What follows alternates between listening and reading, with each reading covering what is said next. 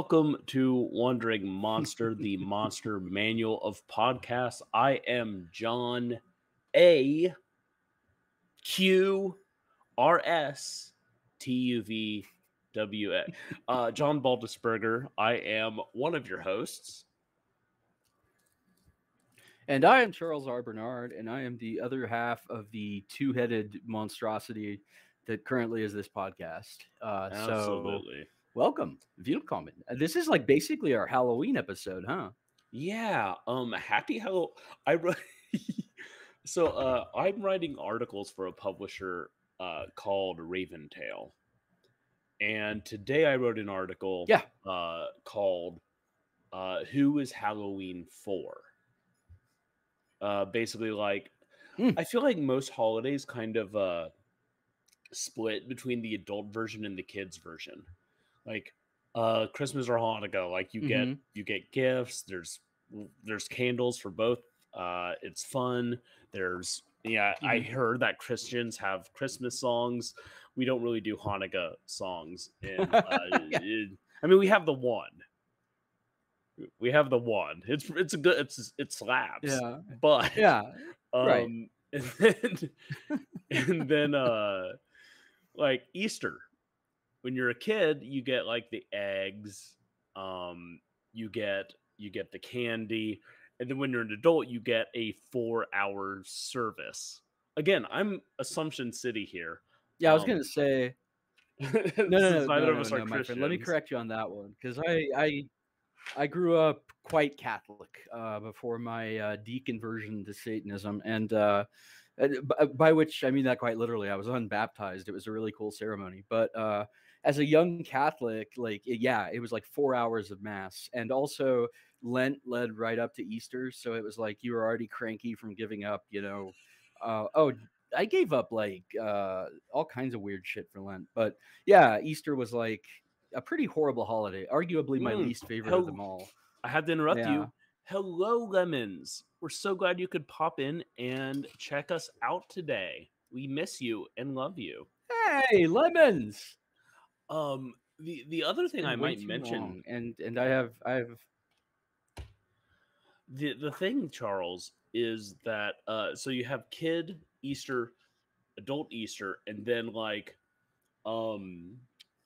guess pagan Easter, which is just fucking right. Like if you worship Easter, yep, yeah, I would assume. I would assume Beltane is very much a fertility-based holiday. Yeah, I don't. It's one of the fun ones. I assume it's like pagan Purim, really. Yeah, pretty much. And I actually have my own theory on this exact subject about Halloween. Halloween is by far my favorite holiday. And in all actuality, like if I look at, my year, I kind of get into Thanksgiving, but more as like a big family dinner than as any specific like holiday or whatever. Halloween's the only holiday I celebrate. And I celebrate the shit out of it. I love Halloween. I always have. And I think that's because the American version of Halloween specifically is like one of our only truly secular holidays. There's like that, and there's 4th of July. And I mean, I think you could argue that Halloween isn't, it doesn't have secular like roots. I would say that the 4th of July is it is very much secular. 4th of July is absolutely a religion of American exceptionalism. But Halloween, I agree with you. For sure, but you also have like Bastille Day, and yeah. I'll also say this, though, Charles. Halloween reaches a peak. Like children, it's costumes and candy, baby. Young adults, it's essentially sex party time. I think we can all agree on that. And then as older adults, generally speaking, it's like horror movies and scary stories and maybe some costume parties with friends. But mostly it's about just steeping ourselves in the culture of horror, which you and I both love. However, you know what group is the best for Halloween? Does it the best? Teens. I'm gonna guess 5-year-olds. Teens, Teens. because they get the full breadth Make your of case. they have the full breadth of costumes. They can start to party with drugs and alcohol on the down low, not condoning it. They're starting to get randy and sexy, not sexy to anyone else, but like sexy to each other. Like they can still go trick or treating if they want to. Sure. They're getting into rated R movies. Like the whole of My friend, Halloween's if fucking thing is exploding for them, and I love it. I'm so happy. Halloween rules for every age group. it does. I would argue that my prime Halloween years were from like probably 19 through 25. Mm. Because I would just like I'd get every year there was like multiple parties, and I remember one epic year where I went to like 3 different Halloween parties on 3 different days, and it was just the shit, you know. Yeah, no, for But sure. yeah, like as I love the comfortable old man horror that you and I enjoy these days. That's like Yeah. slipping on a warm pair of slippers. You know, you fire up the old slasher movies, and it's just good stuff. I am So I jerking have a my question video for you to around. kick off today's. Let me interrupt you real Okay, quick, Charles. I I just have need to tell a the question for you. audience real Sure. quick. Um, there is a weird delay between Charles hearing me and me speaking. And so, if we seem to be interrupting each other, stepping on each other's toes, it's not purposeful. There's just some weird audio thing. We'll try to get that fixed by next week. Charles, hit me with your question. I'm very sorry for the constant interruptions. No problem. And I'm glad that you explained that because yeah, we'll get it ironed out eventually. But it is sort of like you're up in the space station and I'm back here on Earth or something like that. At any rate, John, have you ever seen a ghost? I feel attacked by this question because I feel like I now have to delve into my personal beliefs in the supernatural. No. It's really more of a rhetorical device because I was going to follow it up with a second question, Oh, which hit me with is, that have you second ever question. seen a Don't get me out of UFO? trouble. I'm sorry. I was talking over that second question. Hit me. Okay. Have you ever seen a UFO? We discussed UFOs on this show and our belief in extraterrestrial life before. Now Hmm. UFO is simply a unidentified flying object, right? Within the strictest parameters, I'm kind of dumb, so I see UFOs all the fucking time. I don't know what half the shit out there is. That is such a good point, dude. Yeah, like I see UFOs all the fucking time. Like I don't know what that thing is. It sounds like a helicopter, but What is that, a dragon or a yeah. bird, or am I So just what I ignorant? yeah, I live right in the flight path of like a major university like medical complex, and so like when someone's in deep shit, their helicopter usually goes right over my place, and it's pretty loud sometimes. And I Mhm. sometimes do wonder if you like dragged somebody here from the 13th century and just like had them watch a helicopter go overhead, like, and that actually ties directly into the theme that I'm gonna go into right now. Ooh, neat. So, Carl Jung, problematic fella in a lot of ways, and not entirely like the go-to person for psychology, but as far Hmm. as like psychology philosophy as a blend, I think he has some good points. And one thing that he pointed out that I actually thought I had as an original thought until I saw a quote from Jung saying it. I was like, "Fuck." But yeah, it's Spinoza does that that to me a lot. UFOs are yeah. UFOs are just like updated angels, basically, in a way. And I mean by this, like lights in the sky that Mhm. you assume is a spacecraft, yada yada yada. And that, in fact, sort of laid the groundwork for a group that you've probably heard of called Heaven's Gate. We talked about the fancy sneakers that we were all going to get. Now, yeah. I want to point out that So I didn't is know not that much moonshine about. that Charles is drinking, No, because no. despite the fact that It's Charles has actually three kidneys, hydrochloric acid. Yeah. despite the fact that Charles has 3 kidneys and 4 livers, that he stole and ate, he is not not allowed to drink moonshine the way I do, No. which is rectally. Anyway, go on. Yeah. Yeah.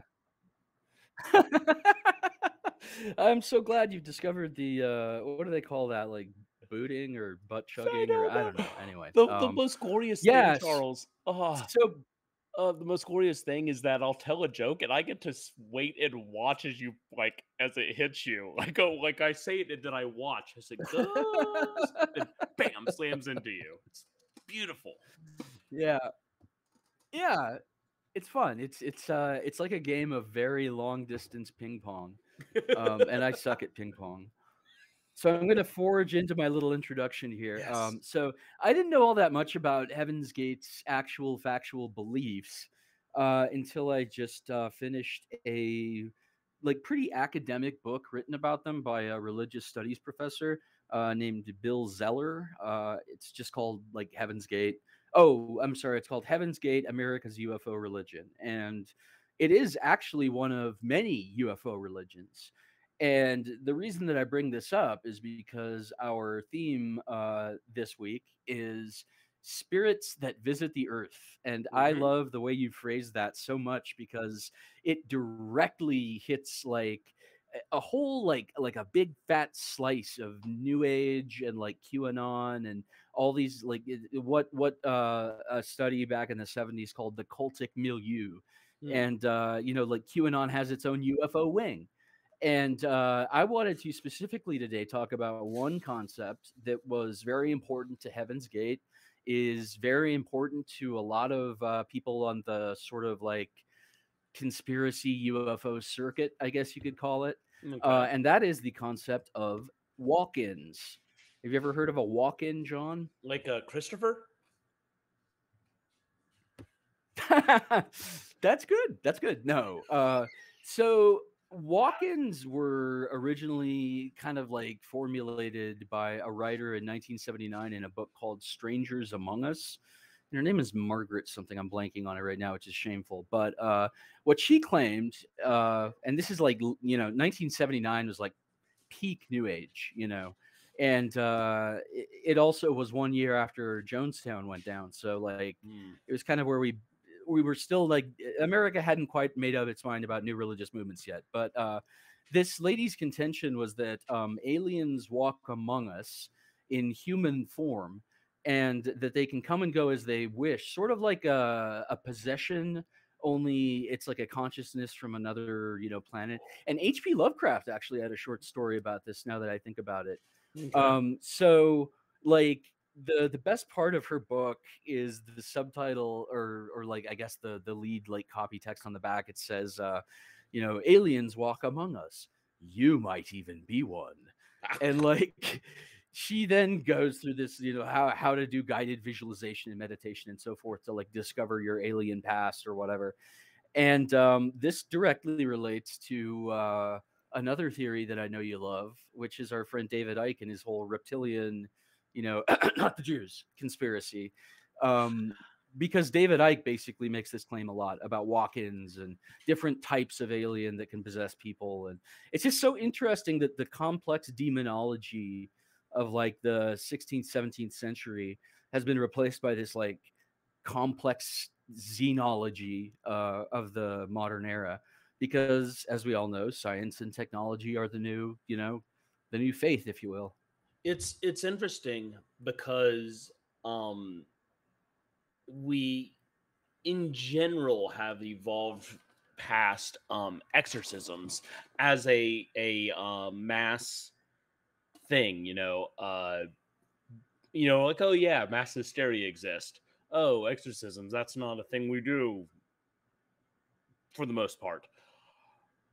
And so we've moved to this new conspiracy theory, but it's the same damn thing, and it's targeting the same damn people. Mm-hmm. Yep, exactly. And oh man, it's so depressing. Like not to call anyone out, but a very close relative of mine, and no, not my sister, like just to clear her name, is kind of into the whole ancient aliens thing. And like that's a big Um, fat fucking problem because the ancient aliens theory is racist. It's yeah, it is. insane. It's a lot of things that are problems. And the guy who first formulated it, Eric von Daniken, in like Chariots of Fire or whatever it was called, he is so fucking racist. Like, I went to a talk presented by a Satanic Temple affiliated speaker from something called like the Religious Education Series. And she Hmm. did a whole presentation on ancient aliens, and some of the von Daniken quotes that she dug up were just like, Jesus H Christ. And this guy like spawned a whole subgenre of like television and movies, that's like now mainstream. Like the whole idea that, oh, maybe life on Earth is just started by aliens at one point is like main fucking stream at this point. What if? What Drives me if? crazy. What if Charles? See, I'm trying to give plenty of lead in so that I can like we don't just walk on each other. What if there were ancient aliens, but it was all the white people? And hear me out. Wait for it. Like they get to Egypt and they're like, "What the fuck? How did you build these? That's insane!" Like they were ancient aliens, but they were like Earth was the penal colony that they dropped off the really gullible idiot aliens, and that's us. Yeah, sure. Yeah, I actually really enjoy the way that like, so I originally not to derail us into Warhammer like I always do, but if you remember at one point I was like, why are all the alien species bad? Like, why do they make them all bad? And I actually like, having encountered a couple of the Xeno species, like, yeah, man, kill them all in Warhammer, like, and let I don't know, the God Emperor sort them out. But I yeah, will uh, say, the mega arachnids in particular freak me out. fuck Penny Arcade for the transphobia, but they did a comic about the problem with coming up with a MMO with 40k and with like how would you do factions, and it was like, oh well, the enemy of my enemy is my friend. Like, no, that's a giant flying space ghost that wants to devour everything. All right, well, what about his enemy? That's a swarm that leaves husks of planet. Okay, their enemies, green war lovers. like like you look at the Imperium and it's objectively bad, and then you look at everything else and it's objectively bad. Yeah, It's all yeah. There's bad. actually like there's one quote that summarizes the whole fucking series better than anything I ever heard, and that was like one I think it was like an Iron Warrior or somebody talking to another one, and he's like, now I know for sure that we're on the wrong side. And his friend says like, well, how do you know we're on the wrong side? And he says, because they're both the wrong side. And I was like, yeah, that's it in a nutshell. Yeah, all They're right. both the wrong side. It's Yeah. great. But this walk-ins thing, like, it might seem like just harmless fun, right? I mean, like, it has deep roots that go back before really modern what they call ufology. Like, Mm. you may have heard of a lady named Madame Blavatsky, and the group that she started called the Theosophical Society. And one of their core beliefs is past lives, which often included like life as an alien somewhere, some other planet. And they believed in these like all-knowing sort of like archons or whatever, called the ascended masters, who lived on Venus. Which, if you've heard my tirade about Venus, like, there's nothing more laughable and fucking improbable than that anything could live on Venus. Like, that is a life proof planet. As much as like the sun is life proof, Venus is about that life proof. So yeah, but it's interesting. I wonder what it will be next. Like, I think I know. I have a friend in the kind of conspiracy chaos magic community who's like, no, no, no, no, everybody's got it wrong, dude. They're not angels, and they're not ghosts, and they're not, space aliens. They're actually like dimensional aliens.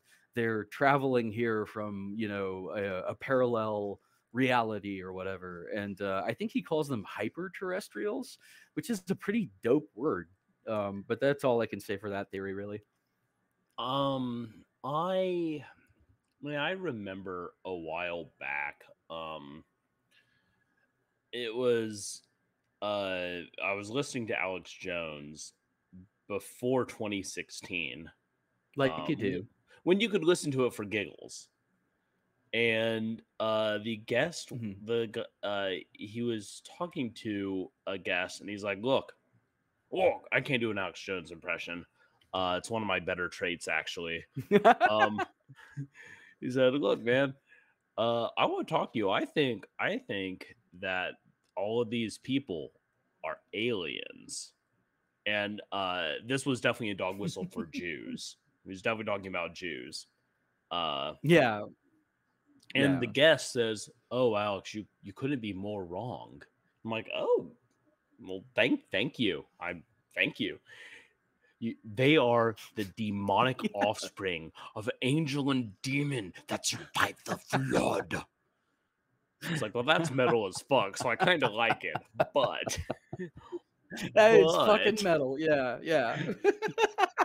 it's just like, so it's always Oh, like, it's good. no matter No, what. like because I'm balls deep in this conspiracy nonsense 24/7 because that's my curse.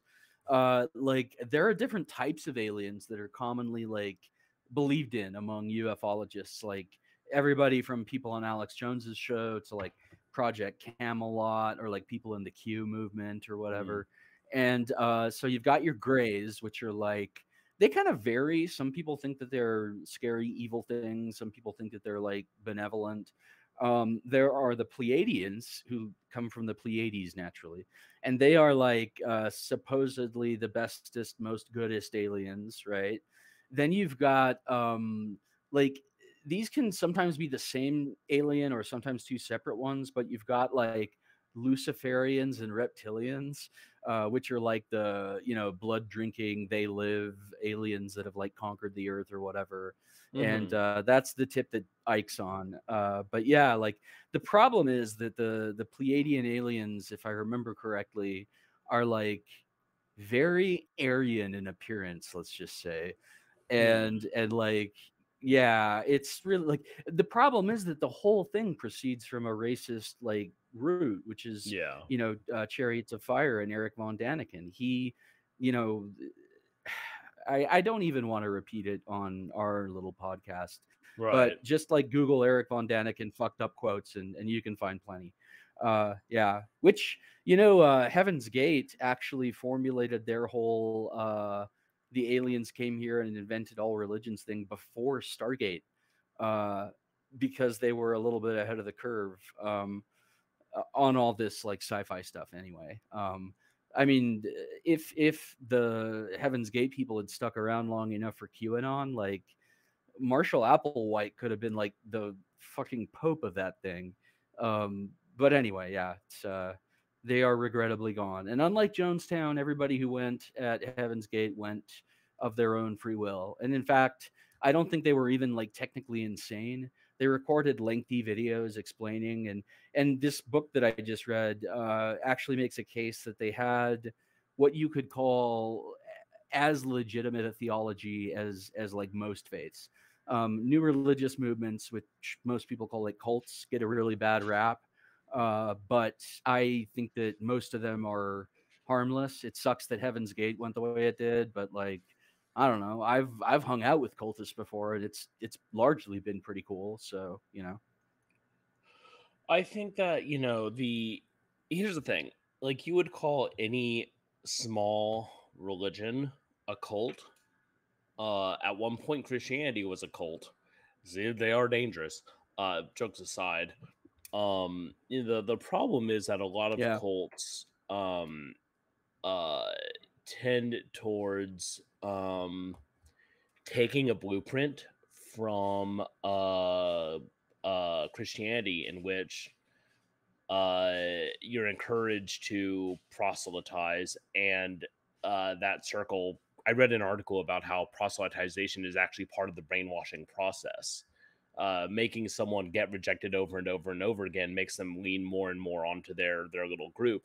Uh, the problem is that when you have Christianity, because of the size it is, like you can become insular and still be part of the nation and part of the community. Whereas with these little Mm-hmm. cults, these little tiny religious groups, like, okay, well, I've been alienated otherwise, I have 4 people now. And that's where I think a lot of the danger is, and where, you get one person with a power complex, things go south real fast in a small group like that. Whereas in like a massive group like Catholicism, they can just brush that under the rug and pretend it never happened. Um, I'm angry at a certain faith that I won't go into. So That's I me want all the time, John, except it's like most faiths. I want to talk about the wild hunt. Yes. The wild hunt is everywhere. And I know Dick all about it, which is why I was really happy you had a plan and you could talk for a while. What I'll say is the wild hunt has popped up in almost every uh venue of supernatural folklore pop culture thing. If there's fairies in a show or a book, you bet your goddamn ass the wild hunt is there. The wild hunt is in War Machine, or I guess hordes. The Circle Hmm. Ouroboros, which is the druids, have a wild hunt, uh, Lord of the Hunt character who's really scary. Um, and of course, a lot of people, a lot of you maybe will know the wild hunt from The Witcher. They play a prominent role in the second and the third game. Um, you I know, think that I encountered it for the first time. Was it featured in Susan Cooper's Dark is Rising series? maybe again, it's everywhere. I even have a Yeah. Morkborg adventure. It's about the Hell Dullahan, yeah. the headless knight, but the way it's set up is very wild hunt. It's You'll love this. You'll love this, and I am not just saying this so I can talk about Morkborg. I am.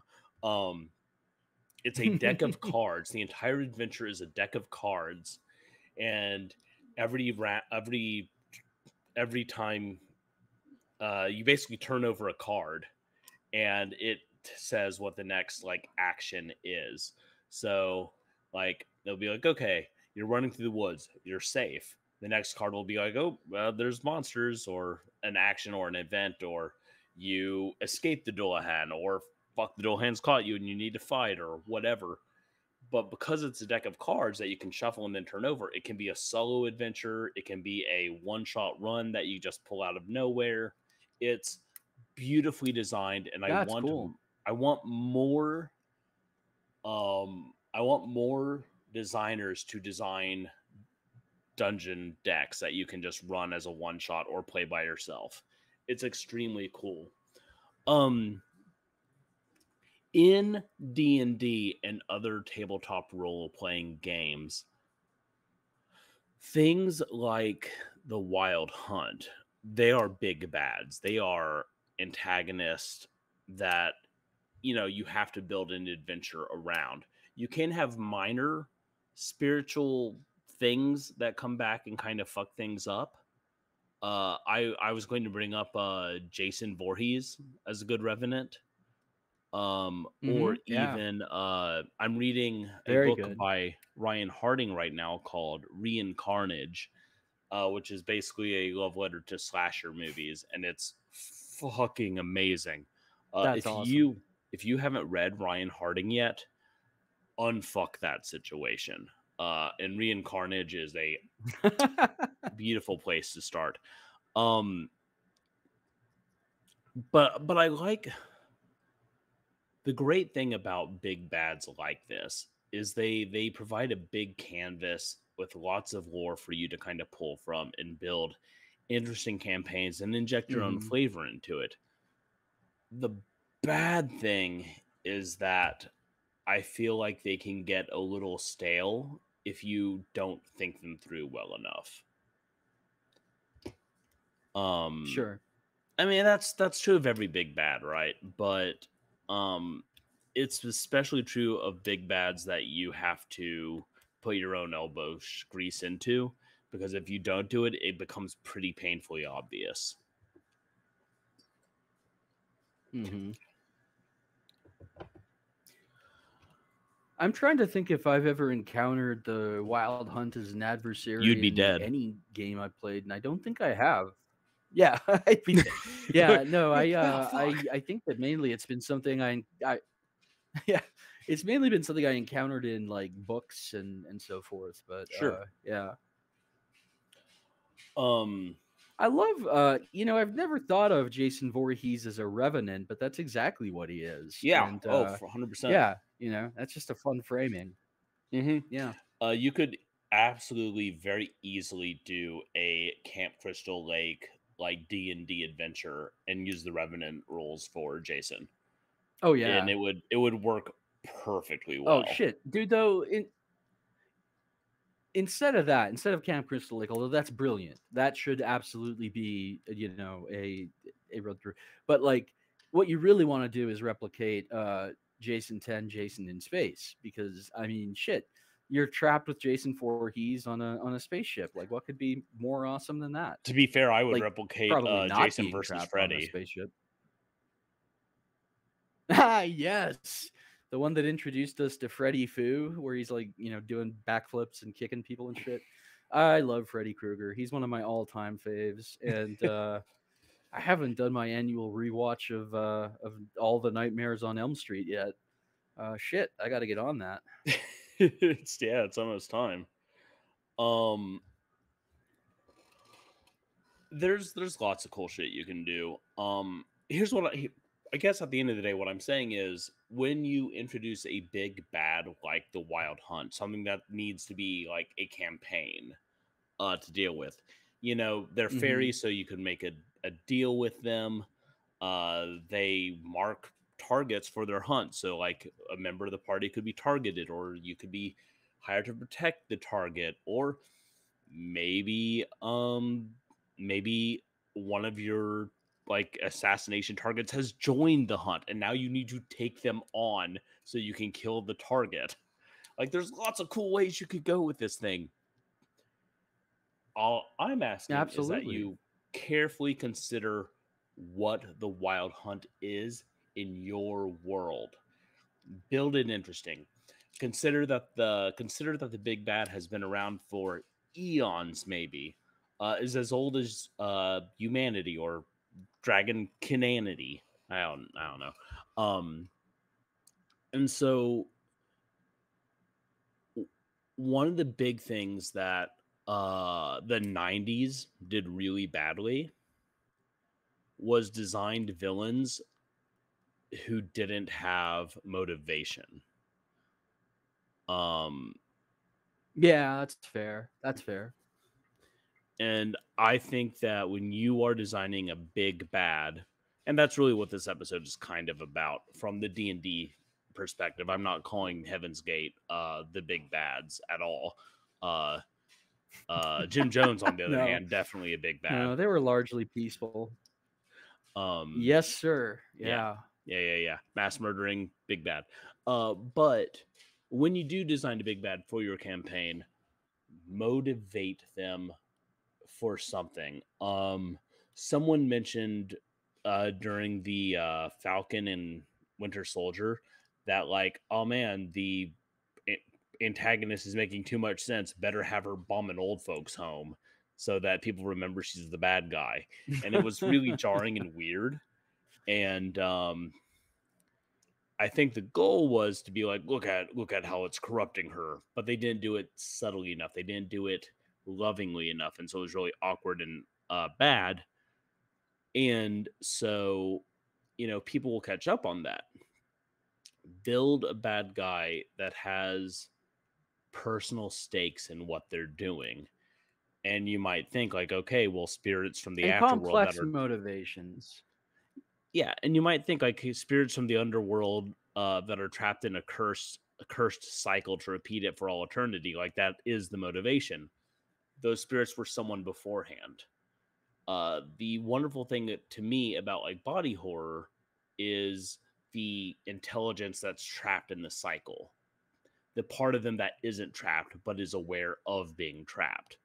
Uh, and if you can turn Mm-hmm. your big bad into a sympathetic, tragic character, you win. Like the players will be completely invested. They will spend game session after game session trying to figure out how to break the curse. And then when they can't and they have to kill this tragic figure, it'll break their hearts and they will never forget that game. Perfect example of this, again, from our good friends at Warhammer 40K is the epic saga of Conrad Kurz. Because Mm. at first I was just like, oh, so he's like super evil Batman, which he basically is, He's a Joker that laughs. like if Batman really liked skinning people. Yeah, and like, but then over time, like very slowly over the course of the series, you get his backstory, and it's like, man, how could he turn out anyway but fucked up? And Mm-hmm. and furthermore, like he was designed to be like a terrifying, like torture freak. So I don't know. Yeah, it's great when you can create a sympathetic monster. You'll Because really I think that enjoy the Night in Lord's all Omnibus. reality, for the most part, oh, I was just gonna say, in reality, like not all, but many monsters, if you study them a little more closely, like they're not the one-dimensional, avatars of evil that they're made out to be by like popular culture. And Right. that's not saying that I think anything that these people do is right or good or whatever, but the picture is rarely one-dimensional. Well, we Like you need. mentioned Jim Jones. Even with Yeah. Jim Jones, it's complicated. Yeah, well, we have to study monsters. We study folkloric and game monsters because they're fun. And Charles, you and I are both horror authors, Hmm. so like that's like literally like this Yeah. is what we do for fun. But you need to study historical real Hmm. life monsters like Pol Pot, for instance, because you need to understand how it happened. You need to understand it from a historical, Hmm. like geographic, geopolitical perspective so you can see how this happened Hmm. and stop it. But you also need to find out what happened at a personal level because we can also stop the creation of monsters. Yes. Yeah. And one of the best ways to stop the creation of monsters is to not directly create them ourselves. By which I mean, causing economic Mm, deprivation and imprisoning a large segment of any group of people that you want anywhere in the world. If people are abused long enough, there's going to be some reaction. yeah. And yeah, like that goes for not even true monsters, but just people who make bad decisions. So. Yep. Um. Well, I've got a special little treat for our viewers at home, if you don't Oh, mind. treat me, treat me, Dream I Daddy. got a little something in the mail addressed to our podcast. This right here. This is a can of adventure scents. Okay. So this is a Ooh, product that enhances your gaming experience. So this particular scent is Ancient Library. They make a bunch of different ones. And the nice. idea is that, like, let's say, you're the GM and like a party walks into a library, you shake this up and you unscrew it, and the room is filled with the gentle ambient scent of old books and sort Whoa, of hold that like up to the camera so we can mysterious see it. magical shit. Hold that up to the camera. Yeah, Well, see, no, it's the just a lid so bunch we of can see little the logo. beads. Yeah, there we go. Oh, okay, yeah, yeah, Yeah, yeah, yeah. yeah. I don't know which way is Oh, up, but well, yeah, no, that doesn't adventure help us at scents. all. They're easy to find. Um, that's very cool. Adventure Sense. Well, thank you, Adventure Sense, for sending that gift. Yeah. I can't smell it because Very Charles cool. is a Yeah. monster who doesn't share. That's not true. But Never, um, ever do I share. we No. do appreciate it quite heartily. Um, Yeah. so speaking of things we appreciate, um, I personally, so I wrote a book. It's called Abhorrent Siren. I wrote this book. I had it edited 4 times by Lisa Lee Tone, who, if you don't know, is an amazing editor, incredible editor. Um, then I took all those edits and I took the first draft and I took that first draft and I printed that. Uh, and then people kept coming up to me, be like, "Hey, bro, your book has a lot of typos. Your book has a lot of grammatical errors, bro. Hey, man, Oh shit. one of your scenes is in the wrong place." Um, so this week, my publisher, St. Rooster, and I worked on Sorry. Sorry, I shouldn't laugh. it's if you laughed at it like when I discovered this, I would have probably First draft. punted you in the taint because I was very upset. Um, but so if you First draft, best draft, John.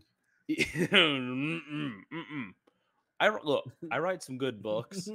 I need an editor. I hire an editor for a very good reason. It's because I'm a good storyteller. I am not good at the words tit writing. If you've already bought Abhorrent Siren and you got the typo filled mess in paperback, you can message us. Our social Twitter handles are down there, and if you message us and let us know, I will email you a fresh new e-copy for free that has the actual finished polished product. If you got it on Kindle, that's already been uploaded to your Kindle. If you got it on Godless, those files will be updated very shortly, probably after the 31 days of Godless. I would really appreciate it if you gave the book another chance, or if you haven't gotten it, the nice polished version of the book is now live on Amazon, so you can pick it up now. Now would be the time. Yeah. If you want to find all the stuff I've written, you can find it at www.kaijupoet.com. It has my books, it has links to all the blogs I contribute to, articles and stuff. I do a lot. If you don't know, I'm the editor for Manus Art, or I am the publishing editor for Manus Art Press. Lisa is our makes the words good editor, our editor in chief. And together with Lisa, my wife Desiree, and Charles, we have published or written over 60 books in the last Yeah, a bunch of 3 them. years. Yeah. So we have a lot of good stuff. Check it out at manusheart.press. Charles, where do we find you? Yeah. And you know what? If you're looking for me, there's always charlesrbernard.com, but really that'll just link you to some other places. So if you go to tinyurl.com/ Charles R. Bernard with the C, R, and B capitalized and the rest lowercase, that will take you to a page that I believe has sort of like a list of the various places you can find my work. I have one novel out, Baptism for the Dead, that's available through Madness Heart Press. I have a forthcoming project from Raven's Tale that will wind up, I believe, at this point being a duology. So 2 books. I don't know when they'll be released, but I'll update everybody on that when we get closer. I've And seen some of that, and yeah, we've talked about that project a lot. I'm really excited about it. It's going to be a banger. yeah, It's going to be Yeah, I'm really, very really excited good. about it too. And I couldn't have done it without the contributions of Astrid Hmm. or, AKM, she goes by either, who is, not only my illustrator, but a very, very good friend. And I would even say like collaborator on this project. So it was very cool. She's designed a lot of tarot cards at this point. She's, I think, done all the major arcana, so that like we'll be doing that as a separately sold deck. And I'll be, you'll see all about that on our socials. Don't worry. And Nice. speaking of Very cool. socials, if you want to find me, you can find me on. Thank you. You can find me on Twitter at crbernard, or on Instagram at, oh my Okay. god, I'm Salt City Sinner on Instagram. So yeah, or go to saltcitysinner.blogspot.com for my blog, which is now up and running again and frequently updated. Some of the greatest hits from Madness Heart, and also some new stuff. So go Awesome. check that out. And of course, if you're looking for this humble podcast, this comedy podcast, we are at Wanmoncast, at WANMONCAST. And I think I made a joke about like, yeah, I think I actually made our first like real Joe Rogan joke on Twitter the other day. I was like, why haven't I been flogging him on Twitter like constantly? So yeah, he's our I PR guy. Yeah, so if you have a problem with anything we've said, just go ahead and get at our manager at Joe Rogan. Let him know how angry you are.